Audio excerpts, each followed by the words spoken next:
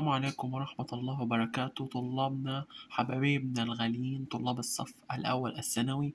أهلا بيكم، وحشينا كتير. يا رب تكونوا بألف صحة وعافية وسلام، وتكونوا ربنا معاكم في كل المواد بإذن الله. النهاردة بإذن الله هنحل معاكم التقييم التاسع من تقييمات الوزارة، والتقييمات دي احنا قلنا كذا مرة في أكتر من فيديو إن مهمة وياريت تذاكروها. معلش احنا بنعتذر عن الغياب الطويل ده نظرا لظروف قهرية، معلش. فهنبدأ معاكم من النموذج التقييم التاسع بإذن الله، وهنحل معاكم وهنشرحه لكم، ويا رب تكونوا تستمتعوا معنا في هذا البداية. عشان ما اطولش عليك في بداية الفيديو، هنبدأ بأول سؤال، السنة والأنتنة. أول سؤال بيقولك إيه؟ My watch is very expensive. يعني بيقولك الساعة هنا watch بمعنى ساعة اليد بتكون غالية. The synonym بيقولك the synonym يعني معنى كلمة expensive غالي. طبعا انت عندك cheap دي رخيص، فده عكسها فغلط. وان احنا بدل اللي جيت قبليها ان او this دي ادوات نفي، فطبعا بتنفي الصفة، فطبعا دي معناها رخيص. تمام. عندك shameful، انت دي ما خدتهاش الصراحة خالص في الكلمات، فبالتالي ما تاخدهاش، وهقول لك معناها. دي معناها مخجول، بتساوي كلمة اسمها شاي اللي هي اتش واي، بتساوي كلمة شاي. تمام. فطبعا بالاستبعاد احنا هناخده برايزي اللي هي معناها غالي الثمن، و valuable اللي هي معناها ذو قيمة أو برضه غالي الثمن. تمام. بالاستبعاد حتى لو انت المعنى بتاعك المعنى بالنسبة لك صعب. تمام. بيقولك population has a bad effect on our health. يعني بيقولك التلوث ده له تأثير طبعا سيء على صحتنا. the antonym عكس كلمة effect. تمام. effect معنى يؤثر. هل influence و impact الاتنين دول بمعنى يؤثر، فده معناها، فبالتالي غلط. resources دي معناها مصدر، فهل معناها مصدر؟ لا. يبقى برضه بالاستبعاد، يبقى انا هاخد cause اللي هي معنى سبب او يسبب، reason برضه بمعنى يسبب برضه او سبب. تمام. يعني بالاستبعاد. تمام. تعالى ندخل كده السؤال بتاع السينما والانترم خلص. تعالى ندخل على السؤال التاني اللي هو choose the correct answer from A B C and D، اللي هو تختار واحدة من الأربعة. تمام. بيقول لك cutting down trees يعني قطع الأشجار a serious problem to the environment. يعني بيقول لك قطع الأشجار ايه مشاكل خطيرة للبيئة. عايز أقول تسبب، وكمان أنا هاخد قوس وتاني سبب. أول سبب الترجمة، تاني سبب التعبير بيقول لك ايه cause serious problem يسبب مشكلات خطيرة. ماشي. فأنت عرفت الترجم خير وبركة، أما اللي حافظ التعبيرات ومسهل على نفسه يبقى هياخدها تعبير. تمام. ندخل على اللي بعده. The city will المدينة ايه recycling programs اللي هي البرامج إعادة التدوير دي to help the planet اللي هي تساعد الكوكب يعني. تمام. هل weekend ده فعلا معنى يضعف. وانت بعد واللي بيجي بعدها المصدر، ماشي كلهم المصدر. برومنت اللي هو معنى يترقى، وخد بالك ان بيجي معاه كتعبير بمعنى يرتفع ترقية او يتزود اللي هو get promoted. ولا بريتد اللي هي معنى يخون، ولا سكام اللي هي معناها نصب او احتيال. لا، انا هنا عايز اقول البرامج دي بتعمل توعية، بترقينا. المدينة دي سوف هنا بتعمل برامج ترقي عشان نحافظوا على البيئة. تمام. السؤال اللي بعده قواعد بيقولك ايه. هي suggestion that we not to the zoo. عندك suggestion وجاء بعدها زت، ممكن يجي بعدها زت وممكن استغنى عنها مش شرط، بس suggestion لو ما جاش بعديها زت ولا فاعل خد الفعل ing على طول. اما لو جاء بعدها زت وفاعل ما عندكش غير فكرتين، يا شد والمصدر يا المصدر بس. خد بالك اوعى تقول تو والمصدر، يا شد والمصدر يا المصدر بس. طبعا هنا انا عندي يجي غير المصدر بس اللي هو جو. تمام. تمام. ننتقل على اللي بعده. I have finished ذا ريبورت يعني انا خلصت البتاع. عندك فينيشيت على طول بيجي بعدها الفعل مضاف له اي ان جي، ودي من الافعال المهمه الصراحه. الفعل فينيشيت ده هو والفعل انجوي بمعنى يستمتع، دول الاثنين بيجي بعدهم اي ان جي. وادفويد بمعنى يتجنب. الثلاث افعال دول بيجي بعدهم اي ان جي. تمام. السؤال اللي بعده بيقول لك our house يعني بيتنا was repaired اتسرق last night الليلة اللي فاتت as we forget بمجرد ان احنا نسينا ايه؟ ان نغلق الباب الامامي. تمام. طبعا انت عندك forget ينفع يجي بعدها to المصدر وعندك اي ان جي. خلاص يبقى هنا غلط هنا غلط.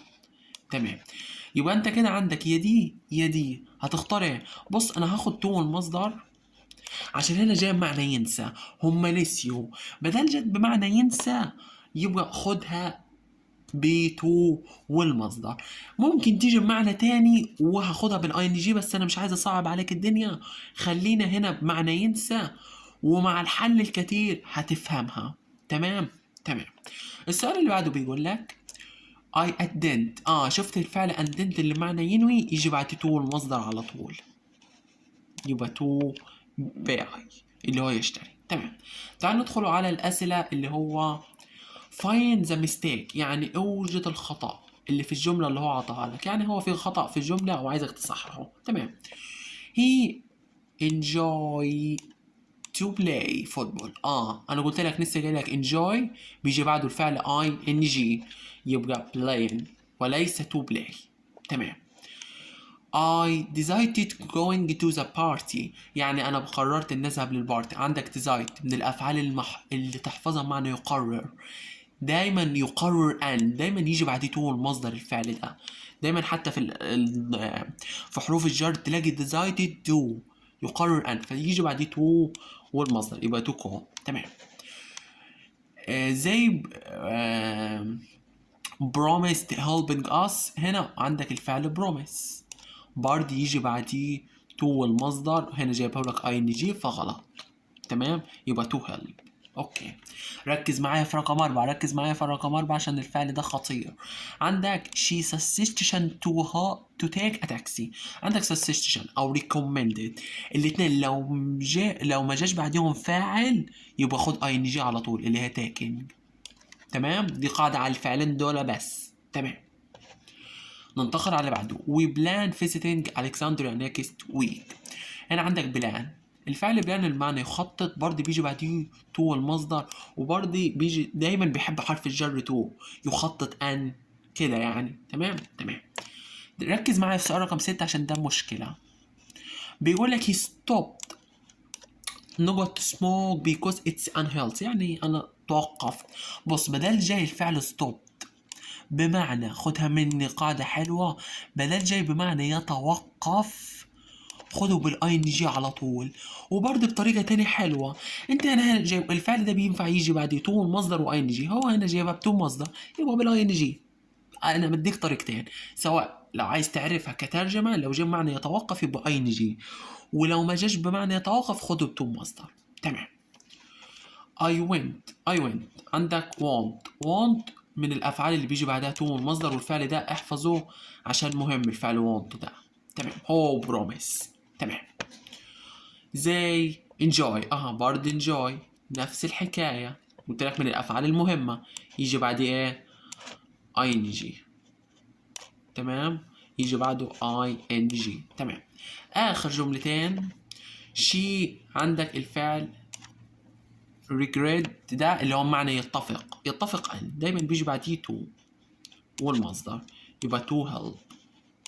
واخر جملة هي reviews اللي هو الفعل ده معنى يرفض working انا رفضت العمل متأخر برضه بيجي بعديه to والمصدر.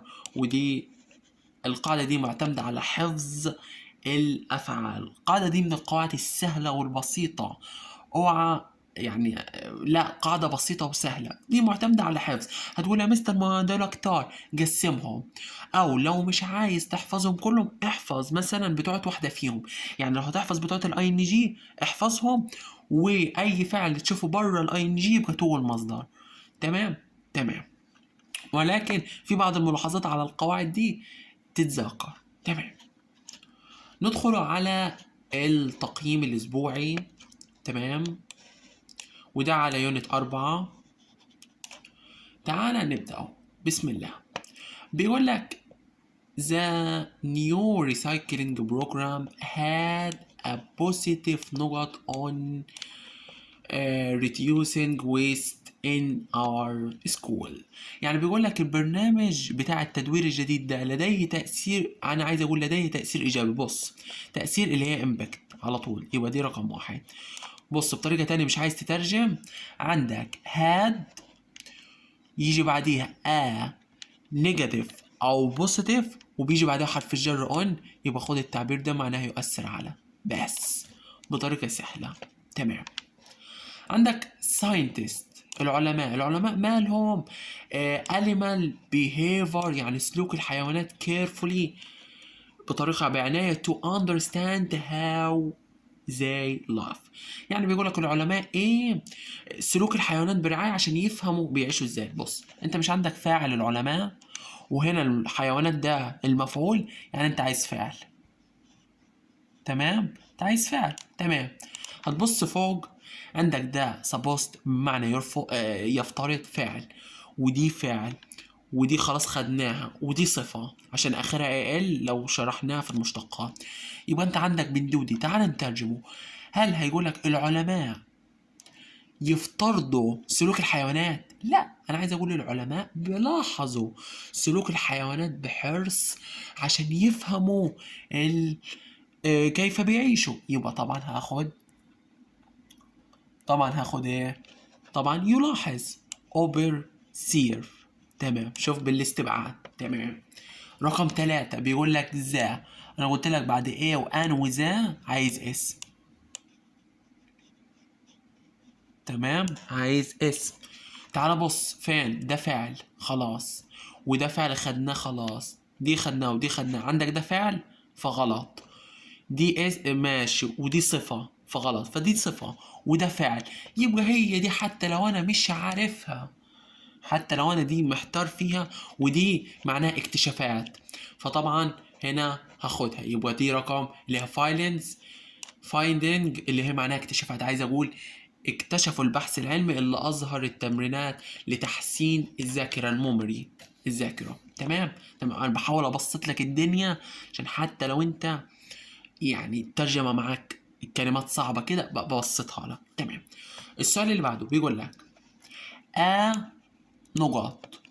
هنا عندك بيرسون الله، عندك هنا اسم صح، واحنا قلنا دايما الاسم لازم جابله صفة، الاسم لازم جابله صفة.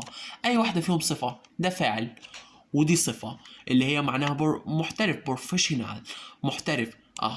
يبقى هناخدوها من غير، شوف انا من غير ما بترجم، انا بحلها لك بالطريقة العادية. تمام. قلت لك اداة ان صفة اسم. تمام. واخر واحدة عندك هنا فاعل، عايز فاعل، وعندك هنا هنا مفعول. تمام. وهي اخر واحدة مفيش غيرها اللي معنى يفترض. بيقول لك انا افترضت ان احنا يجب علينا ان نغادر لو اردنا ان نتجنب المرور المزدحمة. يعني المرور لو كانت مزدحمة انا خلاص انا هفترض ان انا اتجنبها. تمام. تمام. حليتهم معاك بطريقة سهلة. تعال ندخل على التانيين. بيقول لك the teacher المعلم asked us نقط to example to support our answers. تمام. عندك to بيجي بعدها المصدر صح، يبقى انا عايز فعل في المصدر. فعل في المصدر، عندك هنا ده فعل، ده حال، ده اسم، دي صفة، يبقى انت ما عندكش غير بين الاولى والتالتة. تعال بص، بيقولك المعلم سألنا عن ايه، عايز هنا أسئلة، هنا عايز أقول بتشمل الأمثلة اللي بتدعم إجاباتنا. هو عايز أمثلة بتشملها، يبقى هاخد include. بس لخصناها. تمام. السؤال اللي بعده it is. تمام. عندك بعد verb to be أنا قلتها لك عايز صفة، بعد verb to be عايز صفة. دي فعل غلط، حال غلط، اسم غلط. هي عندك common دي بمعنى منتشر، يعني منتشر او مشترك، فدي الصفة. تمام. ودي لازم تبقى حافظ كلمات. تمام تمام، لازم تبقى حافظ كلمات وتعرف دي الصفة والاسم وكده. تمام. قال لك بليز نقط your project in front of the class tomorrow. يعني بيقول لك من فضلك ايه المشروع امام الفصل بكره. تعالى، انا هنا بدل قال لك بليز غالبا وسابها لك جمله، يبقى بتبقى جمله امر. يعني ايه يا مستر جمله امر؟ يعني ابدا بالفعل في المصدر. بدل قال لك من فضلك اعمل المشروع، قدم المشروع. انا هنا عندك ده فعل وخلاص، ده خدناه وده حال وده اسم. خلاص يبقى هو ما عنديش غيرها دي. يبقى رقم 3 بريزنت، يقدم. من فضلك قدم مشروعك امام الفصل بكره. تمام تمام. السؤال اللي بعده بيقول لك هنا وي يوست قلت لك بعد ايه وان وذا اجا اسم. أيهما اسم؟ دي حال، هل هينفع؟ غلط. يبقى دي معناها ترامبلت، دي معناها نموذج، يعني نموذج كتابة. لأن خد بالك بعدها بيقول لك إيه to help us، عشان يساعدنا في كتابة write the formal letter correctly، إن نكتب الحروف الرسمية بدقة أو بطريقة صحيحة. فطبعا ده نموذج. تمام، يبقى أنا هاخد رقم 4 اللي هو ده tremble. تمام، عشان ايه عايزة اس، ودي من الكلمات الرئيسية في الوحدة الثالثة. تمام تمام. آخر واحدة خلاص هي completely واضحة وهنحلوها. بيقول لك الفصل the class was ماله sent before the يعني أنا عايز أقول إن الفصل كان مكتمل قبل ما يبدأ الامتحان أو الاختبار. تمام تمام. تعال ندخل على آخر واحد. بيقول لك the mean نقط for the meeting was to solve the recent work problem. يعني بيقول لك ايه الرئيسي؟ بص عشان ما تعبكش وتزهق مني، وانا مش عايز طلاب الحبايب يزهقوا مني. انت عندك زمين دي معناها الفكرة او الرئيسية، دايما بيجي معاها يا زمين ايديا معناها الفكرة الرئيسية، او زمين ريزون السبب الرئيسي. ماشي كده عشان نبقوا حلوين مع بعضينا. يبقى انت ما عندكش غير يا زمين ايديا يا زمين ريزون السبب الرئيسي او الفكرة الرئيسية بس. كده تمام تمام. ندخل على بعده. بيقولك we must protect the، قلت لك بعد ايه وان وذا عايز اسم. بيقولك نحن يجب علينا نحافظ ايه to keep our plant health، عشان يبقى الكوكب بتاعنا يعني آمن. طبعا أنا عايز اسم، دي اسم ودي اسم ودي اسم ودي صفة. خلاص عندك 3. تعال نشوفه بالترجمة. بيقول لك إيه صحتنا. طبعا عايز أقول الإنتاج، لا سوري، عايز أقول صحتنا، سوري البيئة. طبعا البيئة، فأنا هنا عايز أقول إيه نحن يجب علينا أن نحافظ على البيئة، يجب علينا نحمي عشان نحافظ كواكبنا. بدل نتكلم عن الكواكب يبقى لازم البيئة. تمام تمام. السؤال الثالث water is verb to be عايز صفة. المية بتكون ايه؟ طبعا اسم، خلاص دول خدناهم اسم صفة مفيش غيرها. قلت لك اللي اخرها ال دي صفة. يبقى دي رقم 3. معناها ايه دي معناها اساسي، بتساوي كلمة basic اللي هي معناها اساسي. دي معناها basic يعني معناها اساسي او ضروري، بتساوي برضه necessary. تمام. بيقول لك فطبعا بيقول لك الميه ايه بتكون اساسيه في حياتنا عشان نعيش. تمام. السؤال الرابع بيقول لك we should increase، احنا يجب علينا ان نزود ذا. قلت لك بعد ذا عايز اسم. ايهما؟ هتقول لي مفاضل دي ودي الاتنين اسامي. تعال نترجمه. دي production معناها انتاج، وكومنمنت دي معناها التزام. تمام. تعال نشوف، هل نحن يجب علينا نزود التزام الخضروات؟ في حاجة اسمها التزام الخضروات؟ لا، عايز أقول إنتاج الخضروات هذا السنة عشان نحصل على، يعني عشان يعني محتاجين كتير طبعا إنتاج عشان خضروات خلصت. يبقى رقم 4 بروتيوشن. تمام. آخر واحدة عندك هيز سترونج، عندك سترونج مش دي صفة؟ أيوة، يبقى بعدها عايز اس. تمام. بيقول لك ايه القوي to his job في الوظيفة put him، انك انت هنا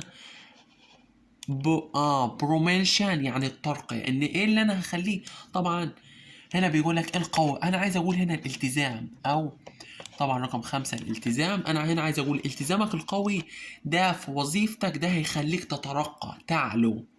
طبعا الاحترام ده شيء يعني محد يعني فضلوه عن العلم. تمام. تمام كده يا حبايبي الغاليين، احنا كده خلصنا معكم التقييم التاسع.